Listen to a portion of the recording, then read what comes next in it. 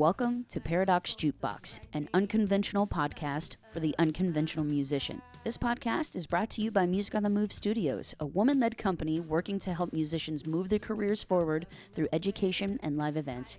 I'm your host, Caitie Thompson. Thanks everyone for being here with me. On the episode today, we have Ms. Kelli Johnson, an Alabama-born singer-songwriter who is really working her way up in the inner circles of Nashville's finest songwriters. She's been performing all over the place in Nashville, pre-COVID anyway, and now that COVID is finally starting to die its slow, horrible, painful death, there's music coming back in Nashville, and so she's been able to book a few shows and play some more writers' rounds. But Kelli, interestingly enough, is not pursuing an artist's career. She's pursuing more of a songwriter's career.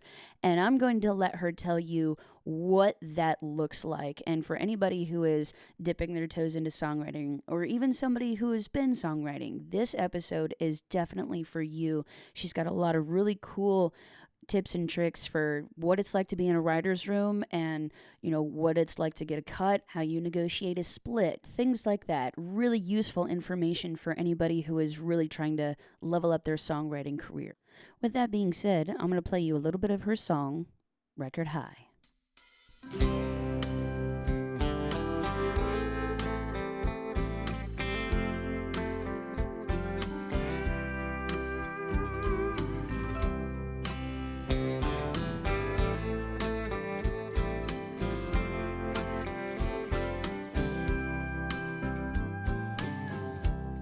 Way back in the corner, said that you didn't want them, those old 45s. Since you decided we're over, I've been stone sober, doing nothing but time. That first sting of the needle brings on the feelings been keeping inside. Gonna get lost in the vinyl, let the music rewind me, baby, baby, tonight. Won't be a record high. Welcome everybody to Paradox Jukebox. I'm your host, Caitie Thompson, and today I have the lovely Kelli Johnson with me. Say hello, darling. Hey, Caitie. Thank you so much for having me. Absolutely, absolutely. So I have to say that I'm very blessed. I've known Kelli for a couple of years now. We met in Nashville at the end of a writer's retreat that I went to. She's already alumni of the retreat at that point. It's Judy Stakey's It All Starts with a Songwriting retreat. And Yes. my first experience with Kelli was her letting me borrow her Collings guitar to play on stage. I remember that. I think you were playing with Lauren that night, right? Lauren Weintraub? Yep, I was playing with Lauren that y'all had night. a great song. I think, had y'all written that together? I'm trying to remember. I think y'all had written one together, but I remember I was admiring your guitar chops for sure. So. Oh, thank you. Honestly, I can't even remember what songs I played that evening. I know. I mean, there's days that I leave rights and it's like, I can't even remember the song that I just wrote once I get out. You have to relearn it to play it out somewhere. It's just like they all go into this. They're the special ones that just stick in your head, but when you're writing a lot, it's hard to remember every single one without some prompting. Well, and you are writing every day. Yes. So I don't even know how you do it. Well, I made the mistake of saying I'm going to slow down and just not book so much. And most days I'm writing twice a day, and some days I'll try to squeeze a third in. I don't like to do that, and I don't like writing on the weekends because I usually do shows or family time then. But if it's a good write and you've got a good thing going and you're driving and they squeeze you in, then you always try to make it happen, so. Absolutely. I can't even imagine trying to do 3 co-writes in a day though, because it's insane. Just that's a lot of emotion that's going into a song. I'm sure you get drained pretty easily.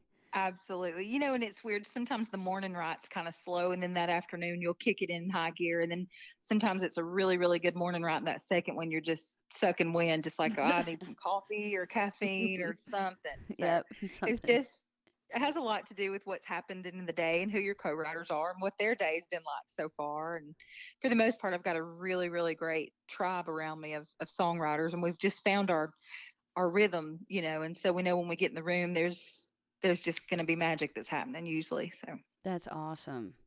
So, okay, so there's a lot of listeners that I think are probably going to be new to the co-writing process. Could you just Mhm. speak a little bit to what the co-writing process, and maybe just, drop a few nuggets of advice for somebody that's, trying to get into it? Absolutely. Before I approached songwriting, I've always done the artist thing until I moved to Nashville. Then I focused just on songwriting. And up till then, I just wrote when the feeling hit me. Like I had an idea and I would just write it. Mainly wrote by myself. I didn't know anything about co-writing. And then I came here and I learned that, your scheduling writes just like a regular job, like it's a real job, Yep. not just this inspiration that hits out of the sky. The main thing I learned right away is just listen to the room when you get in there. Let everybody be their self, because you want them to bring the best to the table, and they can't do that if they're all jumbled up or nervous. So just kind of be as personable as you can, and if you can have a conversation with somebody, usually you can write a song with them pretty well. But Hmm.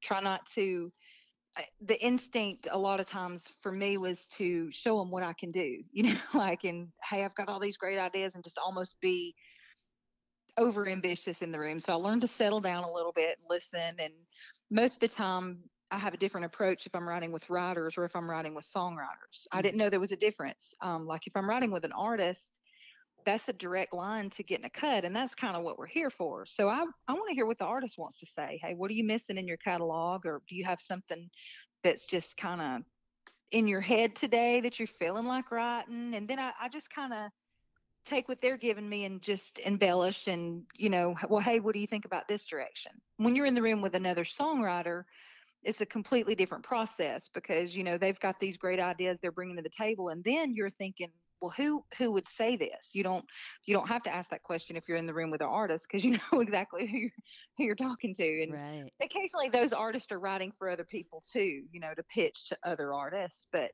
for the most part, they know what they want to say. And, if they're emotionally invested in a song, in a lot of times they're going to go ahead and record it. So That's interesting. So when you go, so talk if you could just a little bit about like when you go into a room with another songwriter, for example, Mhm. how do you work out your split? If you can, and if you have details that you don't want to share, that's perfectly cool. But just give Mhm. us a for instance, that would be helpful because I know a lot of new songwriters don't understand what a split is and how to go about facilitating that. Absolutely. Yeah. For the most part, I follow the general rule. If there's two people in the room, it's 50-50. If there's three in the room, it's 33, 33, 33. Hmm. If there are special circumstances, I have written with an artist and then kind of just left the room, and the song was just not quite there, but it was still good. It had some good bones, and so the artist then took it to somebody else and worked on it and kind of created something new, but from the basis that we had. And they then contacted me and was like, hey, do you mind if we change this split a little bit, because I love what we started with, but we kind of made it different. And so to me, I'm completely fine with that, because my view on that is a little bit of something is better than all of nothing. And Sure. so if you are hard to work with, and no, I mean, there's times you believe in a song and it's just like, well, no, this is really meaning something to me. I think this line should stay, and you should fight for that line if you feel that. But you got to learn to pick your battles, and if the artist feels it more than you do, you got to be willing to concede and, be easy to work with, not get ran over, because that's easy to do in this business if you're,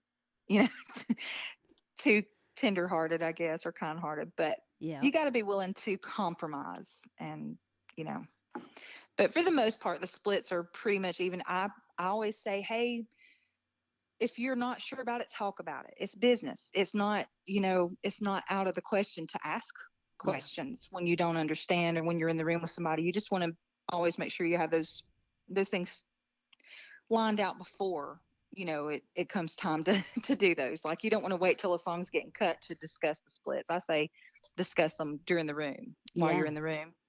Some people still will fill out split sheets while they're in the room. I have no problem with that. I think people that do the paperwork and keep records are the smartest ones in the group. So Yeah. I'm not always that person, but I admire anybody that wants to cross all the T's and dot all the I's.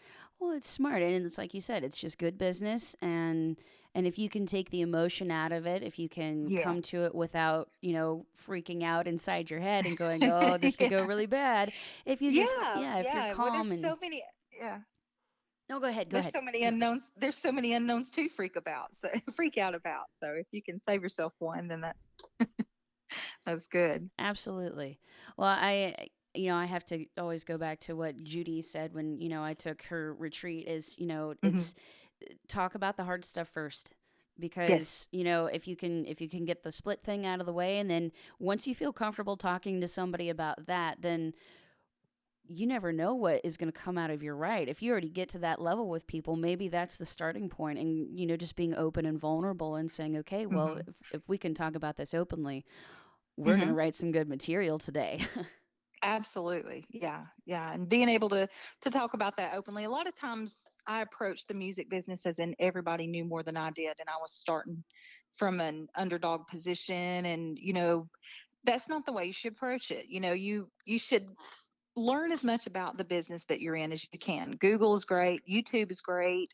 NSAI has these little videos. Highly recommend the Judy Stakey retreat. Hmm. That was my first songwriter retreat ever, and it literally changed my life. It changed the way that I write songs, and it had changed the way that I approached myself as a songwriter.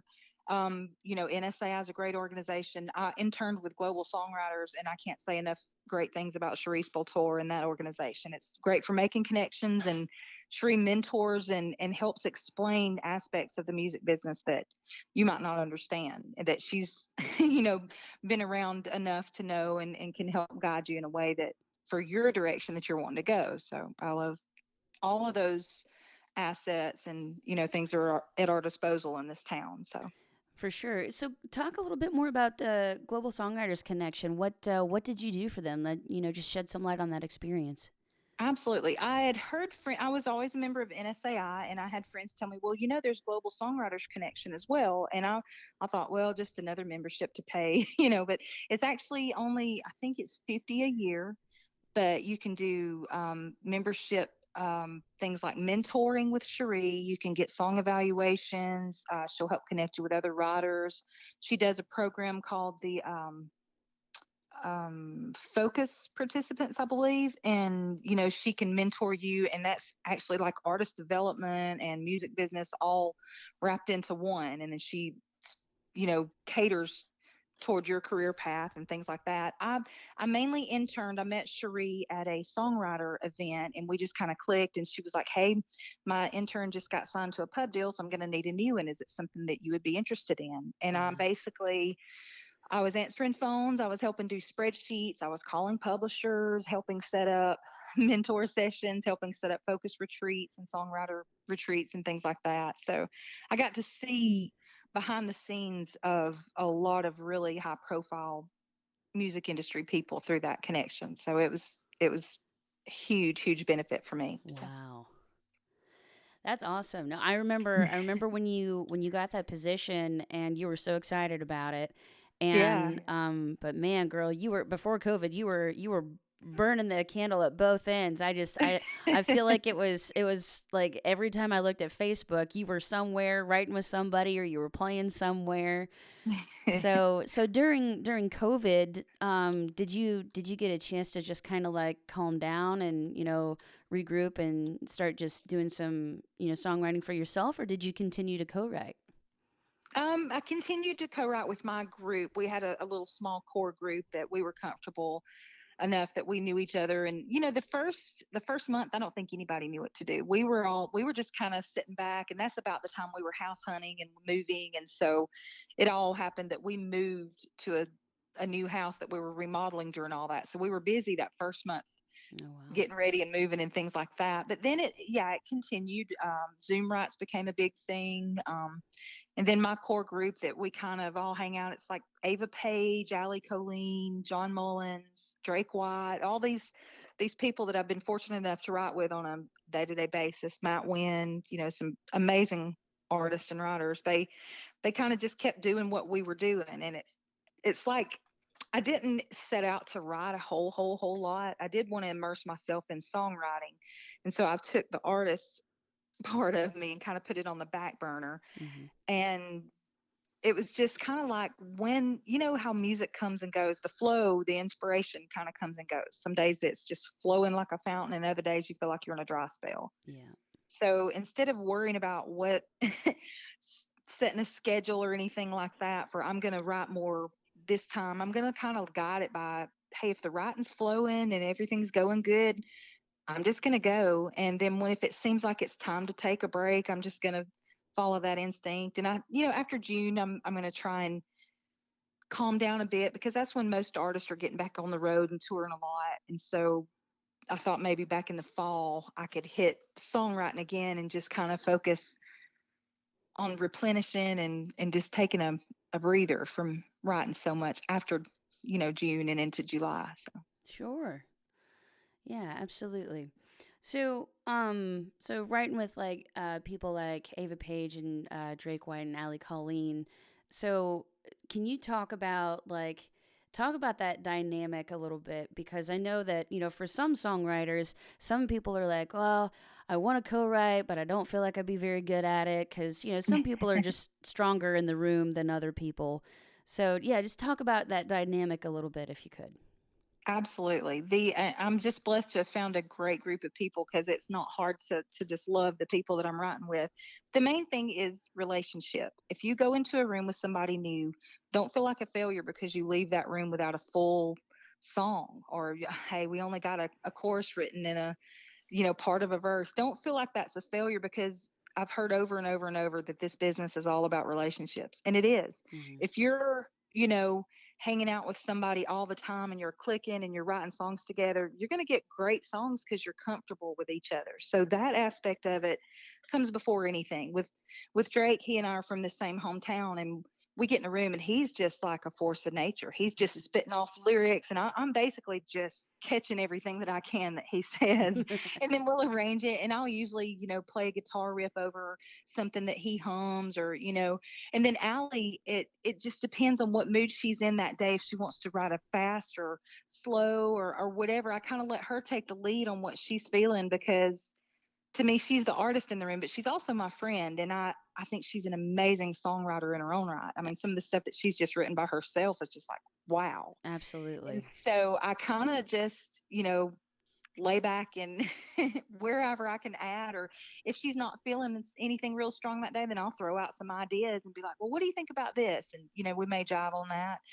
And as for Ava, oh my goodness, I met Ava when she was 14. Oh, wow. And when we were about to write, I was like, well, I guess I better dust off some of the old teenager ideas and things like that. And man, I was blown away. She's, she's such an old soul that she has this depth to her writing that I didn't even have to worry about bringing up teenage ideas, because this girl's like, she's amazing. So, That's but awesome.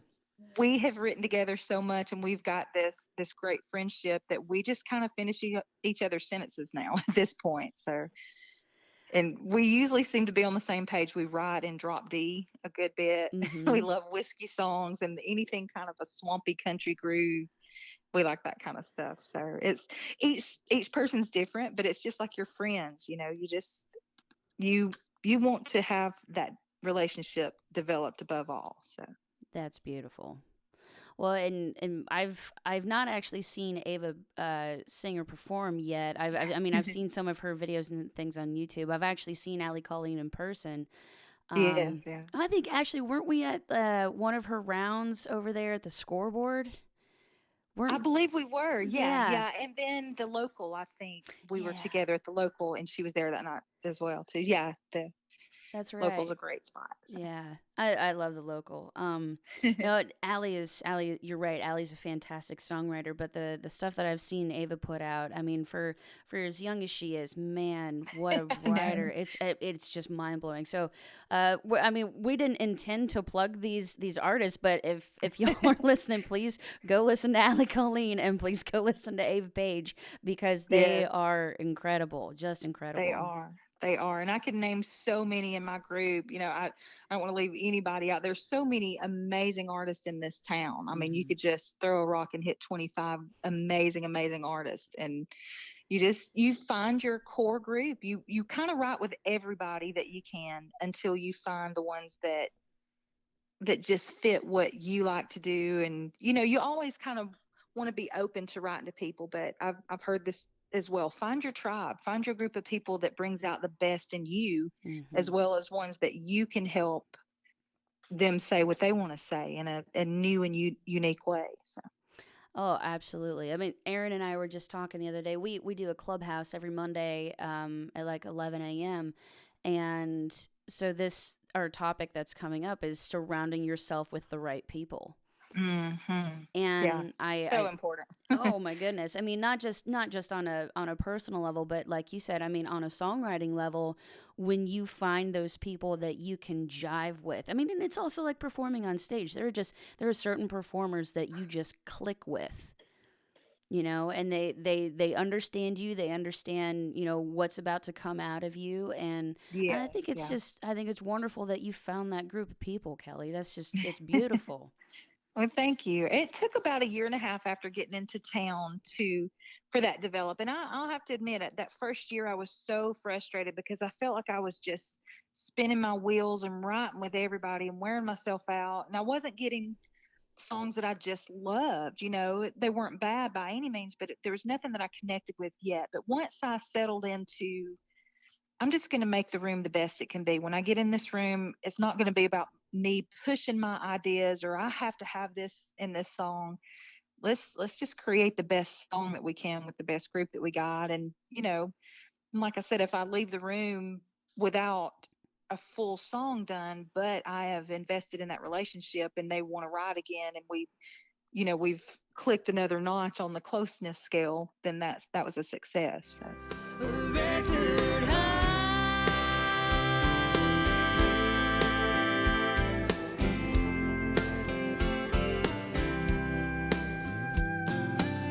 If I didn't know any better, I'd swear that you left him, 'cause you knew what I'd do. I'd turn him up loud, let him spin me around, and start thinking about you. That first sting of the needle brings on the feelings and keep it inside. Gonna get lost in the vinyl, let the music rewind me, baby, baby, tonight. Yeah, absolutely. Having a successful room doesn't always mean that you're turning out a full song at the end of it. Absolutely. Yep, Yeah. for sure. So I'm fortunate enough that I've actually been in a co-writing situation with Kelly, and I think that you have an innate ability to find melodies. And so I was hoping you could maybe discuss your process when you are writing a song. Like, what comes first for you? Is it the lyrics? Is it, do you get the melody first? What is your process there? It's so strange. It's always been the whole package for me. I could never, sometimes when I'm driving in the car, that's when I get my biggest ideas. I'll have these words come into my head, but it's always in a rhythm, always into like how they would fit into a melody. So it's like I'm hearing the melody with the song as I hear these words. And I can't explain how the process happens. It's almost like somebody's whispering this in your ear when, Wow. every now and then you'll see a sign on the road that gives you an idea, or hear somebody say something and you're like, oh, I got to write that down. But for me, for the most part, it's just something that just comes to you in the middle of nowhere that's just kind of whispered in your ear.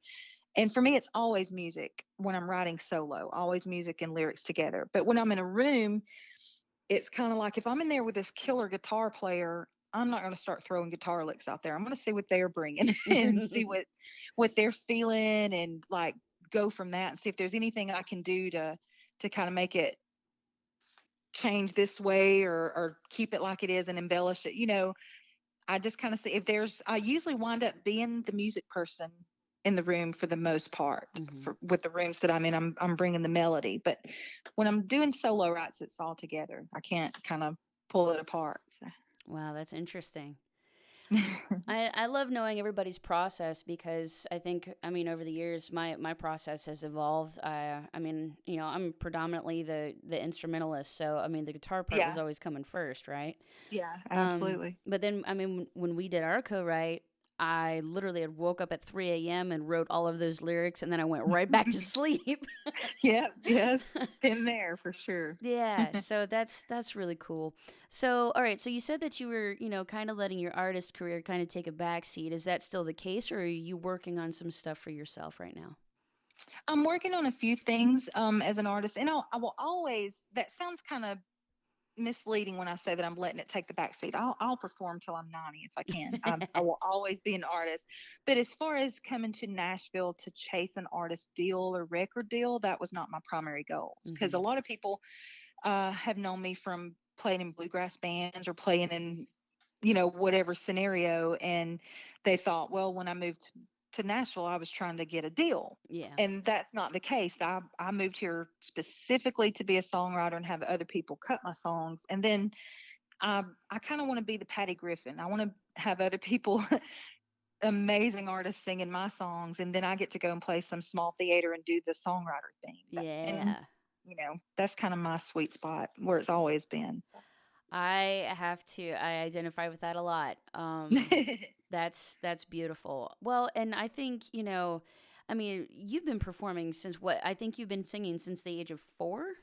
Is that right? First in church. Yeah, grew up singing in church. That's all I've ever done. I don't know a time when music was not front and center for me, So, but I didn't do it professionally until I was in my early 20s. So I've been in the performing professionally for for over 20 years, actually. I don't even know how old I am at this point. Age is just a number, I say. That's right. It is. Well, I mean, for somebody that's been performing since they were 4 years old, that bug has bit you, and it will never stop. Like, that's just innate in who you are as a person. So, and I think it's really neat though that, people who move to Nashville, like most of the time, everybody thinks, oh, they're going for the record deal. But, most people don't just go to Nashville because they want to be a songwriter. I mean, I feel like there's so many misconceptions about that from people who don't live in Nashville. That's the world is just completely different there. But so when did you move to Nashville, Kelli? It's almost 4 years in November. I've been here almost 4 years. Oh, cool. Very cool. All right. Yeah. And you moved from Alabama. I did. Northeast Alabama, a little town called Gadsden. Nice. So where are some of your favorite spots to perform in Nashville? Where do you like to play the most? I mean, okay, pre-COVID. Let's put a stipulation on that. Pre-COVID. Right. Yeah. Yeah. I played at the Scoreboard a good bit with Allie, and I don't do the Broadway thing unless somebody's playing there and invites me. Not that I'd mind it. I just feel more comfortable in a songwriter setting. I love the listening room.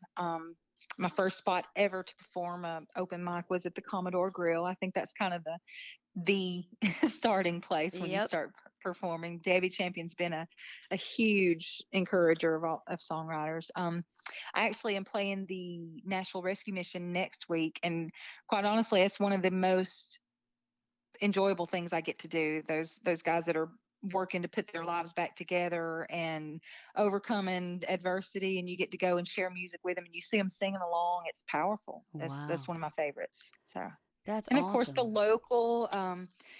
There's so many great places in Nashville to play, but those are some of my kind of go-to spots. Yep. Commodore is the place where most, fledgling songwriters cut their teeth. And Absolutely. So if you're listening and you want to know where to go to the Commodore Grill at the Holiday Inn and look for Debbie Champion, because she is the lady to talk to. Yes. So that's wonderful. Many people started at the Commodore, and of course the Bluebirds. That's one of the big spots. Third and Lindsley. I love Third and Lindsley. Oh my gosh, I absolutely love that venue. Kathy Mack is the sound engineer there. Well, I know they have a few, but Kathy is just incredible, and it's so awesome to see a female behind the console too. I know. Yeah, you don't see that much. You don't, and she's incredible. Honestly, I think she's one of the best sound engineers that I've ever had the pleasure of meeting. Just phenomenal talent. Very cool. So, okay, so talk about this. So we have the showcase that's coming up at the end of May. And so, I do want to talk about you being a mom a little bit. So tell us about, motherhood for you, how many kids do you have and all that. We have 4 altogether. I have 2 from my first marriage. My husband has 1 from his first marriage, and we have 1 together. And we have a 4-year-old grandson, Aw. Brantley. And my kids are my whole reason for living. I wanted to make sure that they got to grow up in a small town environment around our family, and then once they graduated high school and it was just David and me and Emery still at home. We've got a 16-year-old that's still at home. We kind of felt like it was our time to move here. Things in his career had progressed so that he was in Nashville 3 days a week, and Oh, we were wow. just like, you know what? If we want to do this music thing, maybe it's time. And so we just kind of jumped in and did that. And I miss my kids. The older 2 live in Alabama, and our oldest, Savannah, actually lives in Scotland. And Oh, so, wow. I feel like I'm the one that left and went to college because I moved away, and they're still back home. But we get together. We plan times when everybody's off work, and we can get together. And it doesn't have to be a holiday for me to mean a whole lot. If we can Sure. all get together and have a good day and hang out. And I talk to my daughter every day, and I'll call my son or text him. He's a firefighter, so he's not quite as on the phone as much as my daughter and I talk, but Gotcha. I you can still connect when you want to, and they've just been the biggest joy in my life. And I wanted they've been my biggest inspiration, on the days that I'm like, what am I doing this for? Deep down, it was like, I want to show my kids that you can work for a dream and accomplish it. And you don't have to, settle for something that's just not setting your heart on fire. You can chase that dream. So. Oh, wow. That is cool. That is super cool. Well, I am in awe of you and your songwriting abilities, and I think the world of you. So do me a Well, thank favor. you, Caitie. The feeling is absolutely mutual. Oh, bless your heart. Thank you. So tell everybody where they can find you and your music, Kelli. Sure enough. I have a website. It's thekellyjohnson.com. I have some videos and music on there. And when I start booking again, I'll put those dates on there. Instagram and Facebook are The Kelli Johnson. And I've got some clips of some stuff on there. And YouTube is Kelli Johnson Music. Awesome. Well, thank you so much for being on the show, and happy Mother's Day. Thank you so much, Caitie. I appreciate it. All right. Well, thank you, darling. And we cannot wait to have you at the end of May at this showcase. So y'all make It's sure going that to be you. so fun. Oh, it's going to be good. It's going to be so good. We got the Hellcats that are going to back up Kelli, and my sister and I are actually going to be playing too. So Yes. Yeah. it's going to be a good time. So, all right. Well, y'all heard it here. Check out the Kelli Johnson, and she's on Facebook, Instagram, all of the above. So thank you so much, Kelli. Thank you, Caitie. I appreciate it.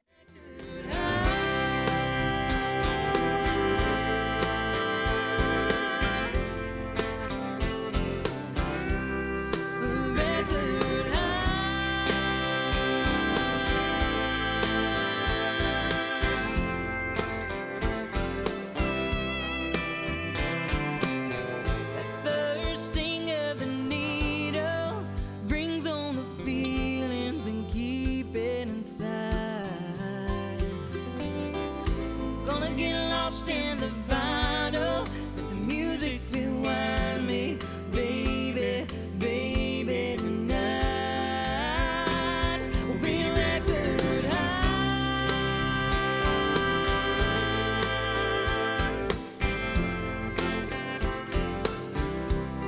A record high.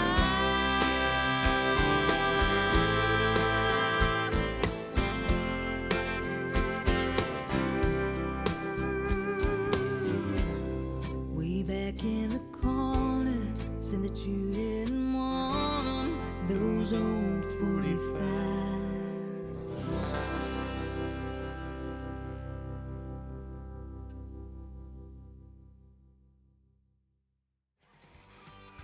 Thank you so much, Kelli. I just loved having you on the show and talking about your songwriting process and all of the really neat tips and tricks you gave our songwriters who are looking to really make it in the business. So if you'd like to learn more about Kelli, you can find her at thekellijohnsonmusic.com. Links will be in the show notes for sure. Thank you once again to Erin McLendon for our theme song, Shakin' in My Boots. You can find that on Spotify, iTunes, Amazon Music, all the good places.